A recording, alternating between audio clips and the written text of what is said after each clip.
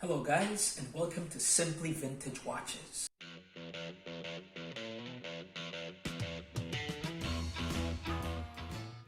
Today, we're going to talk about an iconic dive watch from the 1960s.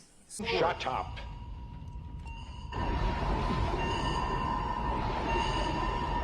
Torpedo has reached countermeasures. Torpedo has lost contact. Massive approaching. Torpedo has reacquired. Torpedo has reacquired in his homing. Give me the count. Torpedo impact 25 seconds. The turn, Captain. Not yet. Right full rudder. Reverse starboard engine. Right full rudder, hold back starboard shaft. Hold back starboard shaft.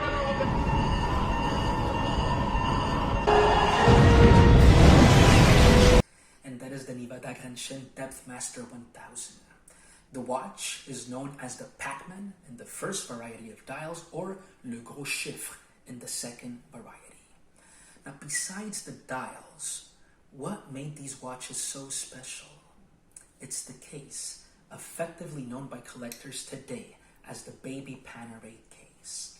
In 1963, this case was used by Sandoz, and it was the first watch to achieve 1,000-meter depth in water resistance without a screw-down crown. And they achieved this because they patented a 3.4 millimeter plexiglass instead of using a millimeter thick plexiglass. And instead of just fixating the glass by pressure, they used an inner chapter ring that will secure the glass to the case. Now, people also like this watch because of the font of the PACMAN dial.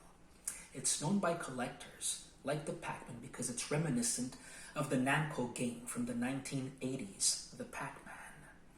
Now, Nivada is reissuing this watch, and they're starting to take pre-orders in February.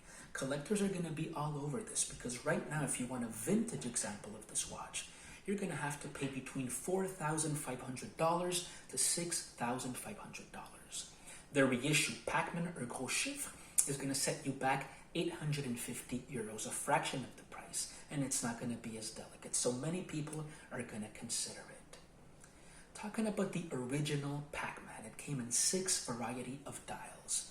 The first one was very bold with a lot of lume inside the numerals and the loomed seconds hand. The second only had lume around the numerals and used a red seconds hand. The third dial variation was done by Croton, another company which is a dead vintage watch brand right now too. It deserves a video on its own. The fourth dial variation had the mention automatique under the Nivada logo. The fifth dial variation included a calendar at 3 o'clock. And the sixth, being exactly the same as the fifth, but they included under the text, besides Swiss T25 CI, referring to the ancient measure for radioactivity, CI for Curie, the pioneer in radioactive research Marie Curie. Now, I'd like to see how this watch, the reissue, would look on my wrist. So let's turn the camera around and let's check that out. Oh yeah, this watch is gonna look good, guys.